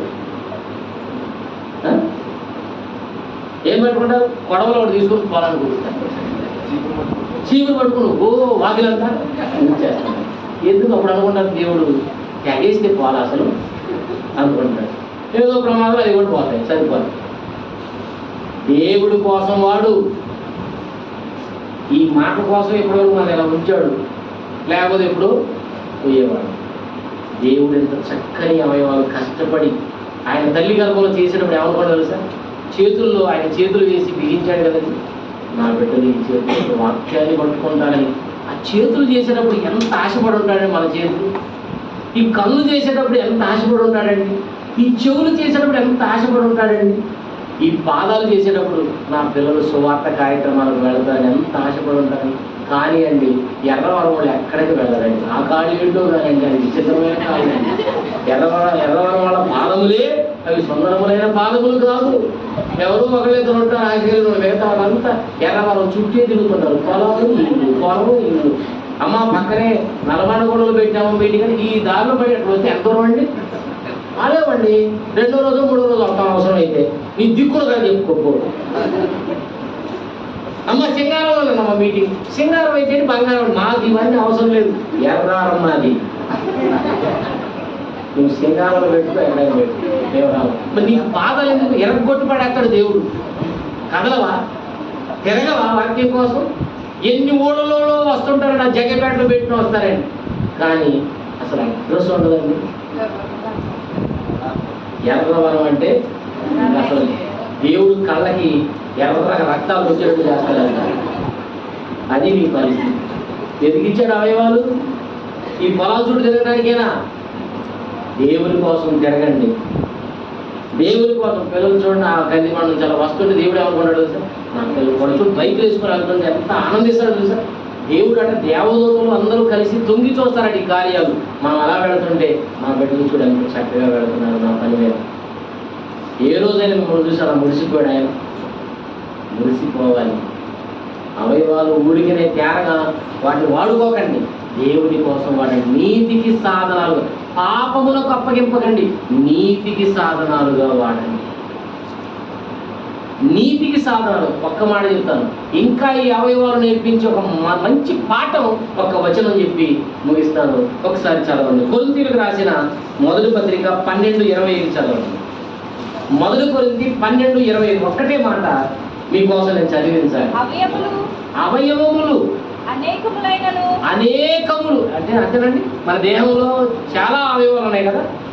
అవయవములు అనేకములైనను శరీరము మాత్రం ఒక్కటే కనుక కన్ను చేతితో నీవు నాకు అక్కర్లేదని ఎప్పుడైనా చెప్పిందమ్మా? కళ్ళు చెయ్యే నువ్వు నాకు అవసరం లేదు పో అనదా? అనలేదంట. చూడండి, తల పాదములతో వీళ్ళు కూడా నాకు అక్కర్లేదు అని తల ఎప్పుడు అందంట. అంతేకాదు శరీరము యొక్క అవయవముల్లో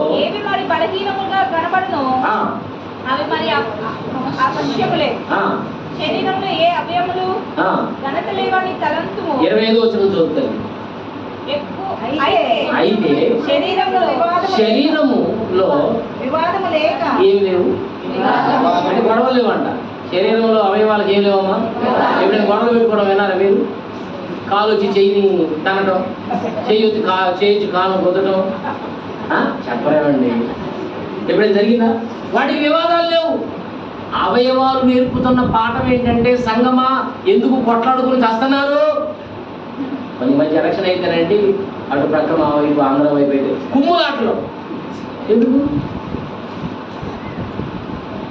ఎవరికో ఓట్లు లేదు, వీళ్ళకెందుకు కుమ్ములాటలు? అంటే కుమ్ములాట కోసం ఇచ్చాడు అవయవాలు కుమ్ముకోవడానికి. మళ్ళీ క్రైస్తవులండి సంఘాల్లోకి వచ్చేవాడు మళ్ళీ చీరికలండి ఇందులోనే.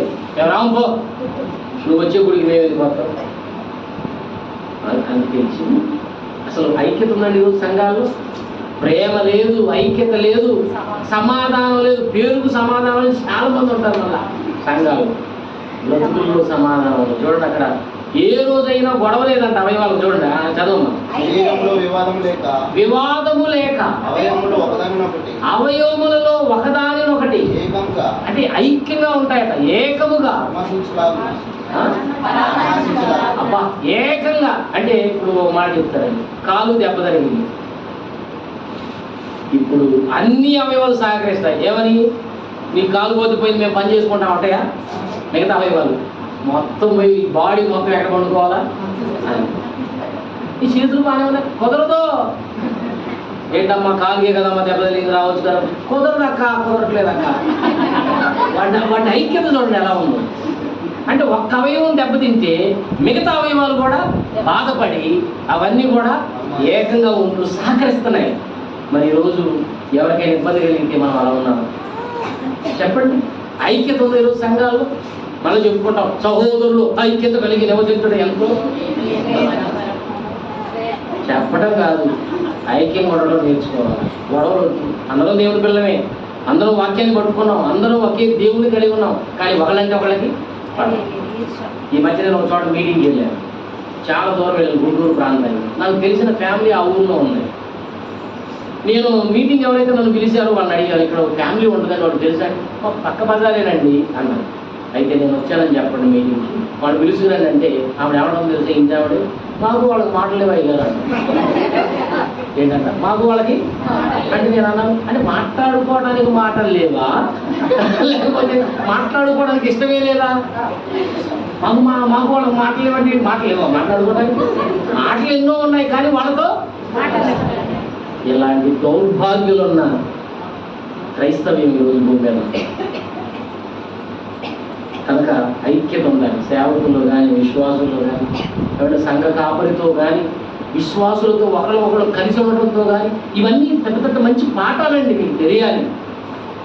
కొట్లాటలు, గొడవలు, పంచాయతీలు, మనస్మర్థనలు, ఏమన్నా ఒకడు మంచిగా పాడితే ఇంకొకడు వారలేని తనం, ఇది అవయవాలలో లేదు. ఒకళ్ళు వాక్యం చెప్తే ఇంకొకళ్ళు ఇబ్బంది పడటం, ఒకళ్ళు ద్వేషించుకోవటం, కుమ్ములాటలు, అసలు ఇవి దేహంలో లేనే లేదు. ఒక్క అవయవం దెబ్బతింటే అన్ని అవయవాలు స్ట్రైక్ చేస్తాయండి. మేము ఎవరో పని చేయం, అడుగో. మరి మనం ఎప్పుడైనా ఇబ్బంది కలుగుంటే మనం వాళ్ళ బాధను పంచుకుంటున్నాం, వాళ్ళ బాధలో మనం పాలు పంచుకుంటున్నాం.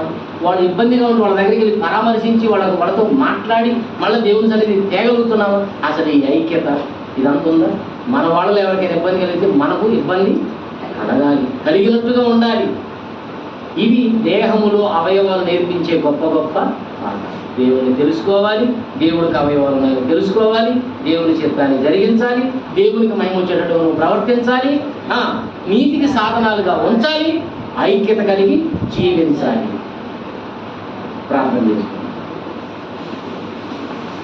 పరిశుద్ధుడా, ప్రేమ, నమ్మకం కలిగిన మా ప్రియమైన తండ్రి, మీ ఘనమైన నామములకు వందనాలు చెల్లిస్తున్నాను.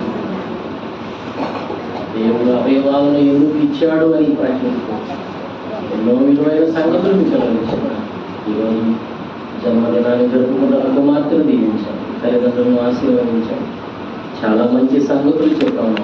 అర్థం చేసుకొని ఆ మాటను అనుసరించి ఈ అవయవాలను చక్కగా మీ పనులు ఆయన మీ కార్యక్రమాల్లో వినియోగించుకోండి. పిల్లల ఏడల కృప చూపుతున్నాయి. ఈరోజు ఎంత ఖర్చు చేసి కార్యక్రమాన్ని పిల్లలు ఏర్పాటు చేశారు, వారికి నూరంతలుగా ప్రతిఫలాన్ని దయచేసి మెండైన దీవెనలతో ముందుకు నడిపించమని, చిన్న కుమార్తెను దీవించమని, మీ యొక్క హస్తాల్లో పెట్టుకొని బిడ్డను భద్రపరచమని, పరలోక దీవెనను అనుగ్రహించమని, ఇచ్చిన మాటలకు వందనాలు చెల్లిస్తూ వచ్చిన నీ పిల్లలందరినీ మీ చేతులకు అప్పగిస్తూ క్రీస్తు యేసు ఉన్నతమైన నామమున ఈ ప్రార్థనను సమర్పిస్తున్నాం. అందరికీ వందనాలు.